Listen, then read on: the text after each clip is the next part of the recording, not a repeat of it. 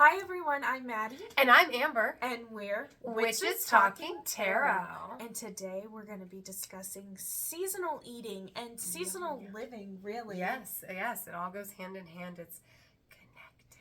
So, seasonal eating, I think, is probably one of the most ancient forms of fucking eating. I mean, duh. It literally is the most ancient. Literally. It really is. We've got like our ancestors paleo. Have you heard of paleo? Yeah. Okay, so like I haven't fucking done that.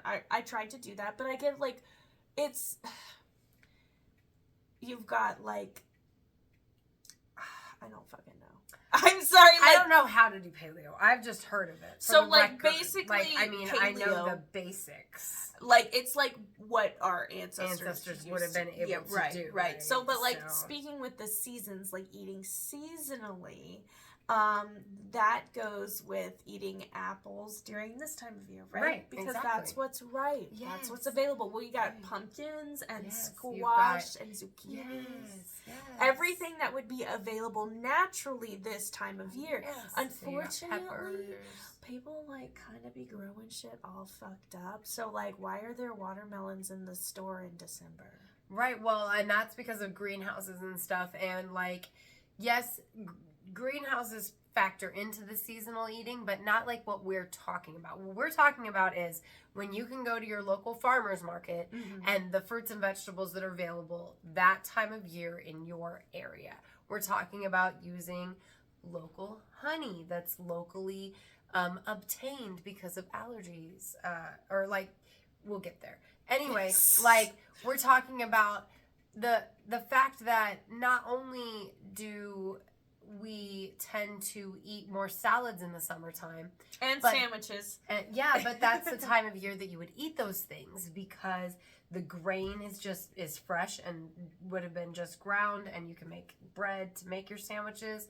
You've got the lettuce, you've got meat because tomatoes are growing being butchered at this time of year regularly. Like, not like later there's going to be mass feasts like this time of year because there's a larger amount of animals being slaughtered seasonally, because you don't want to waste your resources in the ancient times feeding a much older member of the herd throughout the winter. You're going to focus the resources on the younger members of the herd that are going to produce milk for you and things like that. Right? Well, I have a question for you then. So would it be considered seasonal eating if you are eating your own canned food or your own preserved food?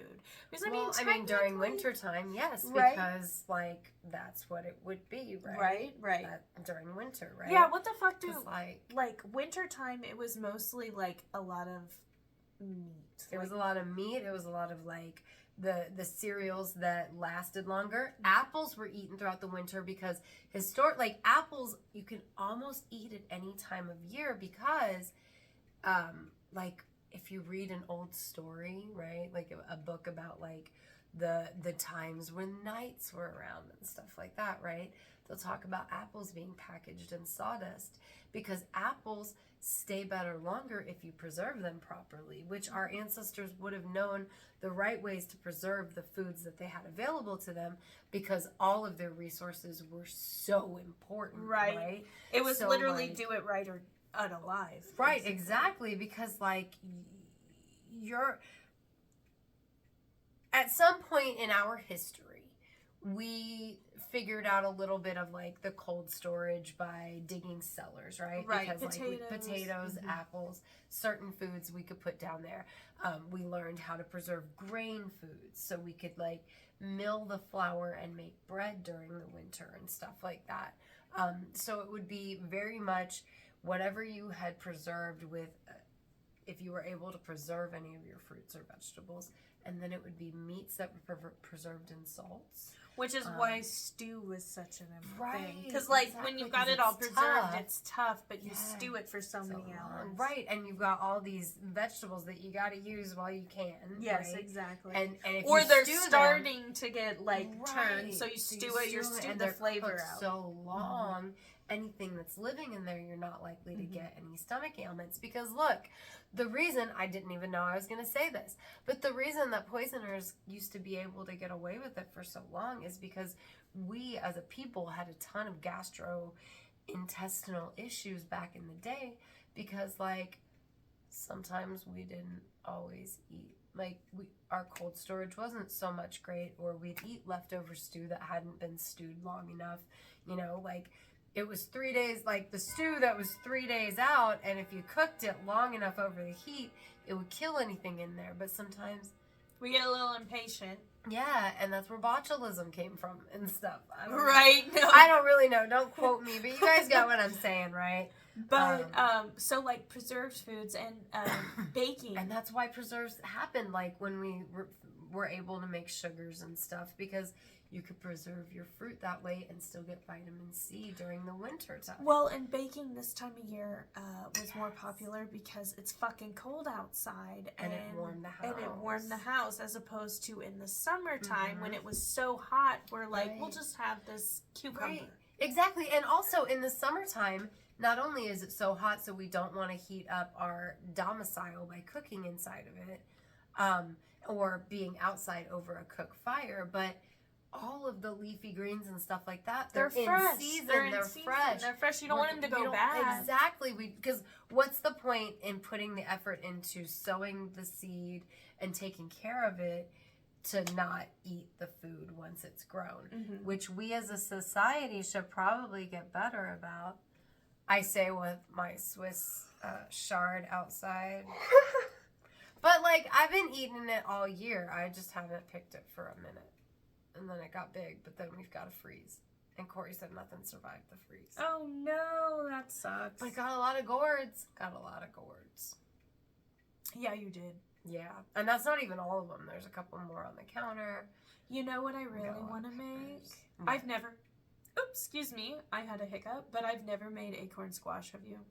Oh, yes, I love it. Is it sweet? It is a sweeter squash, yes. So like, I see people talk about using like cinnamon, maple syrup and stuff with it, and like, but you can also put it with butter and a little salt, and it's like really good. Compare it to a sweet potato for me. Yeah, I was about to compare it to a sweet potato, like butter and a little bit of salt. It's about as sweet as a sweet potato is with butter and because I saw one at the store and I almost grabbed one and I was like, oh, these are in season, but not butter. We're talking acorn squash, right? Yeah. Okay, I don't know how to cook butternut squash either. Is so that like one the sweeter best, or not? Acorn squash, if I remember. Damn, am I thinking of butternut? So butternut's the long one. Yeah, no. I know. I'm just thinking flavor profile. Was I thinking of butternut? No, I feel like acorn squash is the one I was talking about with maple syrup. Yeah, because I feel like people put cinnamon butternut on it. Squash is less sweet, I think, than acorn squash. And the best way to cook both of them is you cut them in half. You scoop out their like seeds and stuff in the middle.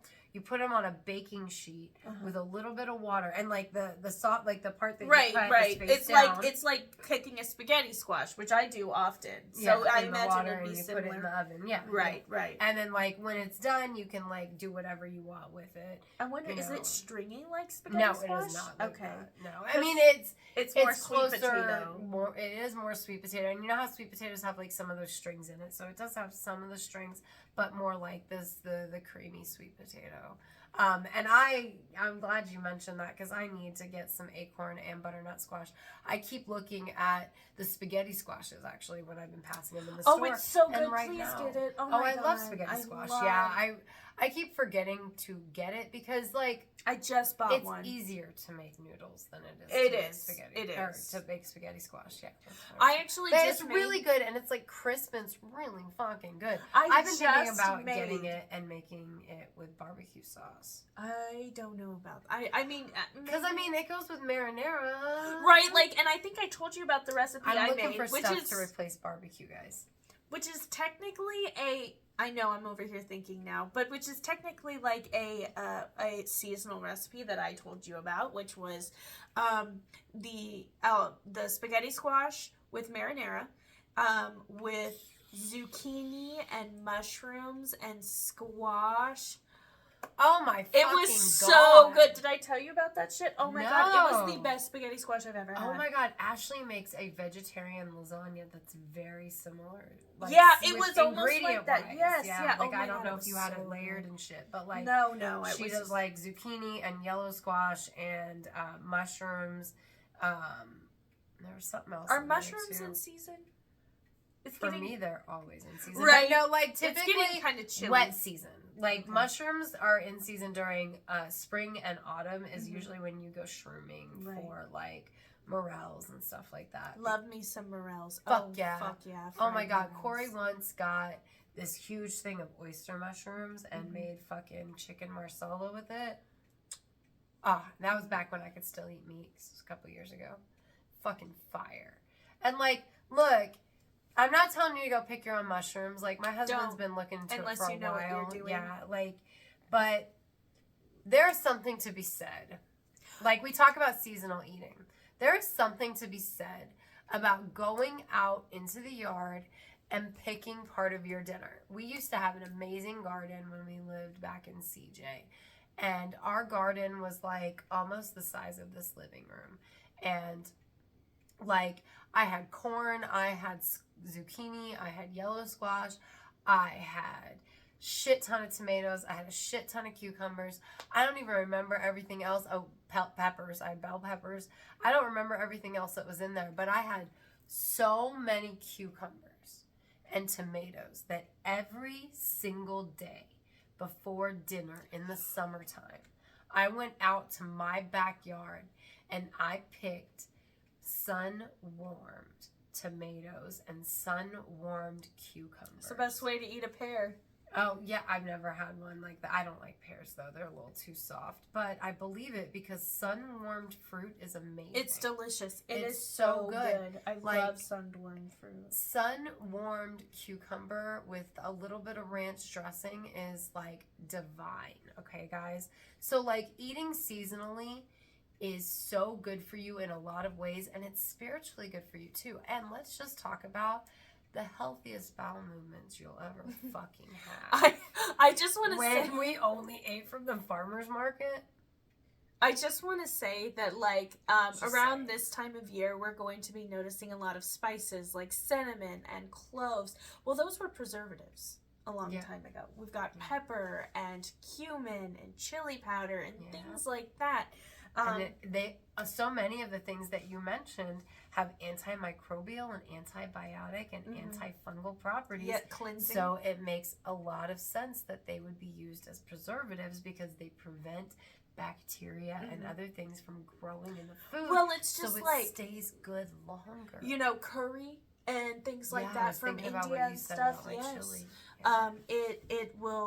it'll literally preserve it, which is why they use it. It also changes the flavor of maybe not the best fruit or the best meat. Yeah, like gamey meat. Yes, exactly. So that's something that we as a society have just continued to do because we've just grown accustomed, I would think, to having cinnamon on Samhain, you know, or like pumpkin pie, you know what I mean? I'm trying to think for like Yule, what is it that we always have? We have spice. We have nutmeg. We have cinnamon. We have like spiced fruit is a big thing. Yes, Yule. And those spices are to spiced hide wine when it's going a little rough. Spiced wine because those are the last of the grapes, so they probably taste a little bit more sour. Right. Or so something we're like changing that. things. So we're adding some elements to make it a little bit more palatable because these things are getting toward the end of their good time frame. Whereas I'm so sorry, go ahead.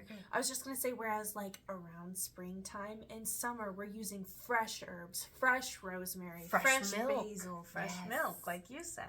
Fresh butter. So if you notice, like there's definitely a change in seasoning as well. There is. Yes, absolutely. I'm so glad you brought that up because I meant to. I'm glad you did because and think about it like, okay, in the spring, the animals are just starting to do their thing. So we have a lot of dishes with eggs. We have a lot of dishes with cream. A lot of dishes with there's butter. a reason that eggs are so important around Ostara. It's because we've got the spring chickens that are laying all their fucking eggs. And back in the day, we didn't used to keep chickens. So we would go around. Like, this is where Easter egg hunts come from. We would go finding the eggs from the birds that laid them where we could reach them. Mm-hmm. And so, like, we would find breakfast just like they do on Naked and Afraid. Shit, my grandma did that. Yeah. You know, literally. We were just talking about farm fresh eggs because I got some from my parents. They have like 6 chickens and they have so many fucking eggs. Oh, yeah. No, I was talking about wild birds, though. Like, not your own chickens. Wild birds? Yeah. Okay. Oops, that's how we used it. No, but you're good because that's awesome that she gets to go get her own fucking eggs. Well, and I got some, and my grandma was talking about how my grandpa and my fucking husband are very peculiar when it comes to eggs because they're like, I don't want it to have gone bad. And my grandma's like, fuck, every morning we went out and picked our own eggs for breakfast. Yeah. You know what I mean? It's not a big deal. Whereas my husband's like, there's chicken shit on this egg. Can I throw it away? Fuck no! Wash it off! No, yeah, like, no. Like, that means all the good shit's still on the egg. Exactly. Like, so an egg that has not been washed yet will stay, like, good for so long. I'm like, and then there's this thing where you can preserve eggs in, like vinegar and water or something. Or it's like or salt and water. Yes. Yeah, and, like, if you do it right, they're preserved really well. If you don't do it right, pickled eggs like around this time of year. The shell is like kind of off, and they're a little watery. Pickled eggs, I didn't even think about pickled eggs. Or pickled anything. Pickled anything, yeah, because that's a way of preserving, guys. Like, yeah, we love pickles in the summer. Pickles were a thing for fall and winter because they were a way of preserving the cucumbers. Exactly. Or the okra. Pickled whatever. We call pickled cucumbers pickles, but everything that has been submerged in vinegar and spices is pickled. So there's pickled beets. That's actually really good. Well, and it's just like with kimchi, people in Asia, sauerkraut, or you know what I mean? Yes, sauerkraut, which is what is that? Pickled cabbage. Yeah, no, I know. I just don't know what region that's from. Germany? I'm pretty sure that's like Germany, something like that. Yeah.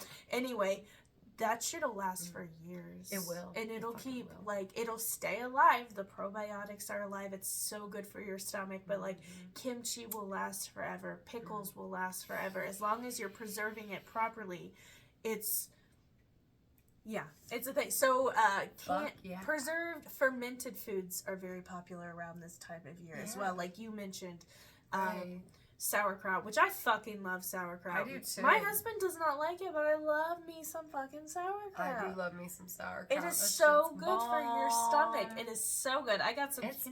It's tasty too. Right? I love it. Oh my God. Lolly, in her cooking class, she made this amazing fucking onion, cabbage, and apple sauerkraut stuff. Oh my gosh. Oh my God. That sounds delicious. It was so good. I couldn't have the pork loin that it was made to go with. Mm-hmm. But that shit was good. I was sitting there picking at it with my fingers. I bet it was fucking good. It was so fucking good. But, like, eating seasonally is really good for our bodies from a lot of different perspectives. And allergies is one of those things. You are so correct. Because, like, we talk about in plant medicine, right? Where the same plants that cause you to have hay fever cure hay fever, right? Yep. So in the same way, from eating, the same plants that are out there blooming and causing your allergies to flare up, if you are eating them and exposing your body to them, you're going to have fewer allergic reactions to them. I just want to do a quick disclaimer. Be intelligent when it comes to these sort of things, because you can take bee pollen for that exact reason. I had no idea. Yeah. My cousin actually got some bee pollen. She's like, I'm going to try this. I was like, okay, well, how do you eat it? You're supposed to only take one and see if you have a reaction. Because certain people who are allergic to certain plants can have an egg reaction while ingesting it. It's not super common. But it can happen. So just be just know what you're doing, you know, Yeah, and don't take a lot if you have like a reaction, because I had no idea. I was like, why the fuck do you need to put one bee pollen thing on your tongue and then wait? Like, why can't you just eat it outright? And she's like, oh, that's because of the allergic reaction. Yeah, and for the record, guys, I don't mean eat foods you're allergic to. Like when strawberries are in totally season, don't go eat strawberries because that's not what I mean. No, what I'm so sorry, I didn't mean yeah, it that way. like you're good. I didn't want that to be misconstrued. Right. That is not what I meant.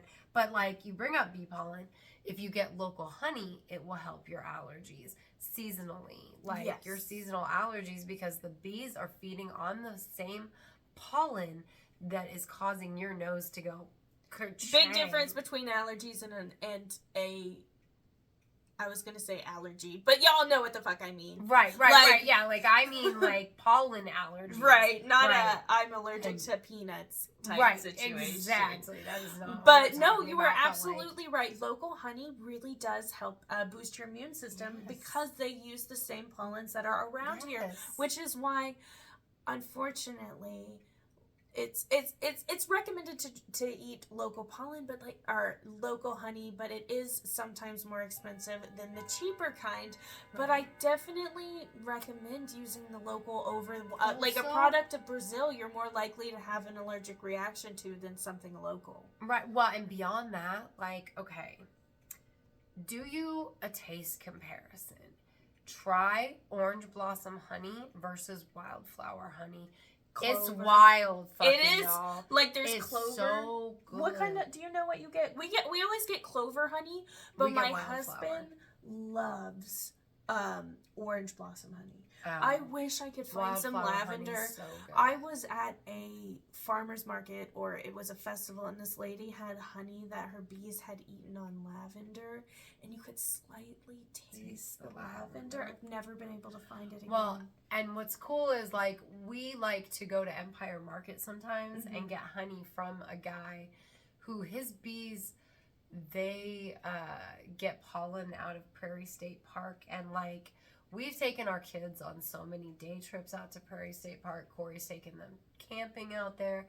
We've seen a buffalo like way too close for comfort there. So like we've also seen the hives that are there. And so it's like you literally know where your honey's coming from, and that's kind of fucking cool. But like beyond that, like from the allergy perspective alone, it's so good for you. And like eating seasonally is good for you. It's not going to cure your allergies, but it's going to help them because you're ingesting the same things that are in bloom at the time that you're eating them. You know what I mean? So like it helps your body in the same way that eating the wildflower honey, or you know, if you've got an area where you've got a lot of clover around and you're eating clover honey, that's going to help you because it's going to help with your allergies. And like, you know, like we said, this is going to also be about living seasonally because it's all fucking connected. Like, right. I was just about to mention. Oh, go ahead. Because, like, I was thinking about it, and it's like everything I do at this point is kind of seasonal, right? My home decor is seasonal. My fucking music choices are seasonal. And I'm not just talking, like, a Halloween playlist. And we went two different ways with that. I was going to say, not a Halloween playlist and a Christmas playlist, but, like, there's music that I'm going to listen to in the fall that I'm not going to listen to in the springtime. Like, there's a playlist on Spotify. It's called Songs Like Rises the Moon. And it's got the hardest core fall vibes. But if it was like, if the tempo was just a little bit more upbeat, it would probably have like hardcore springtime vibes. Have you always had this? Is that Kuan Yin? No, I just got it recently. Mariah, the neighbor, was getting rid of stuff. Is it Kuan Yin? It doesn't quite look like her. I don't know if it's supposed to be Kuan Yin. I didn't talk to the neighbor. She just, everything that didn't sell at the garage sale that she had, she was just kind of like putting out there. Huh. But, I just noticed it, so I was like, was that here the whole time? It's been there for like since September. Oh my gosh. Maybe August, yeah. But anyway, it's also, spiritually speaking, going to bring you closer to earth. It's going to make it easier, I would think, to ground. to center yourself. That is why I started eating seasonally. Do you only eat seasonally, or do you try as hard as you can? Like, I try as hard as I can. Like, there's certain meals that I have seasonally, you know what I mean? Like, I'm not... Egg salad! We made egg salad. Yeah. That was... Okay, bitch, can we please do that again next year? Because that was the best egg salad I've ever had. Oh maybe second to when I found out I was pregnant. Right? No, I fucking love egg salad. But, like, I started doing it because of spiritual reasons, to be more connected with the earth and her cycles. I can't always do it, right? But like, because like, we live in grocery store society, right? Yeah. So like, everything's in season most of the time, really except for a couple of items. I try to eat seasonally from the standpoint of, there are certain things I associate with a certain season, like lavender lemonade. That is totally a summer thing, right? Right. But at the same time, citrus fruits are winter fruits. I know. I don't understand. Well, do they? Partly it's where they grow. Okay, yeah, they come in season. I wasn't sure when they were. Yeah. Because like, well, and it's also just, it represents the sun, and there's different spiritual aspects. And so it makes sense that it's a winter fruit, but at the same time, it's like, I associate lemons with summertime and limes, which is a societal thing, honestly. Yeah, it really is. That's a good point. But like, pumpkins, I pretty much only eat this time of year. Yeah, that's true. Same. You know what I mean? I do eat spaghetti squash all year round. I do. Yeah. Because it's a healthier option than pasta. Noodles, right? Yeah, so I do. And I don't, but at the same time, I should. So it's like, it's one of those things, like, there's a lot of stuff that I do eat seasonally that is the proper season for it. And back when we shopped at the farmer's market every week that it was open, we really did eat seasonally, at least from a vegetable perspective, because we only bought vegetables at the farmer's market, and I would love to get back to that. Busy life has not allowed me to. I understand. No 2 kids, I get it. Granted, like, growing my own food has been great. I really enjoyed having my own peppers. I really enjoyed making salads just out of my garden this summer, with the spinach and the Swiss chard and the peas and the beans and the tomatoes and the peppers. Like, that's all been super awesome. But, my garden doesn't always do as well as it did this year. Right. You know what I mean? So it's like, I try to eat seasonally as much as I can. But there's certain things. So what I'm hearing is everybody should do their best. Yeah. Because we live in a society where it's not always practical or available. Right. I mean, yeah. And I think that's fair. I do think we need to be a little gracious to ourselves. Absolutely. Because of the society we live in, even though Amber and I don't necessarily agree with how we live. Right. It is the card we've been dealt. Right. So it's where we live until we can dismantle everything and start from beginning. Right. So don't feel bad if you can't entirely eat seasonally. But eating seasonally is a conscious decision. Right. For example, it's autumn now, okay? Grab a fucking apple. Yeah. And just know, have a I am stew eating night this or seasonally. a chili Stew night. Yeah. I feel like it's more...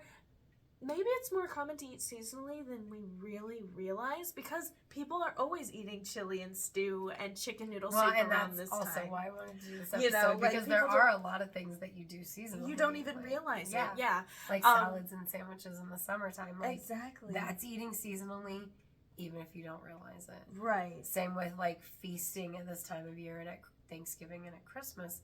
Because that was the time of year to feast. I'm so ready for Thanksgiving, you guys. This is my first Thanksgiving I'm hosting. Yay! That's awesome. Thank you so much. I am so excited. Yes, we are. So, like, okay, eating seasonally does not mean you have to be traditional, though. Because, like, we are non-traditional holiday diners.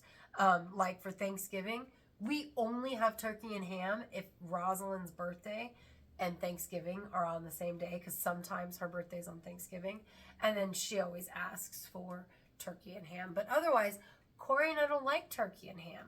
So, like, we usually have traditional side items, like We have mashed potatoes. Oh, sometimes gravy. we do We like... have like green beans. But we don't have green bean casserole because he will not eat that. But like our meat, we have like, we'll have a lamb roast or we'll have a rack of lamb. One year we had prawns for Christmas. Still best Christmas ever. Prawns that were like this fucking big. Like shrimp. Oh my God. Yes. Like gigantic shrimp. But like it's still...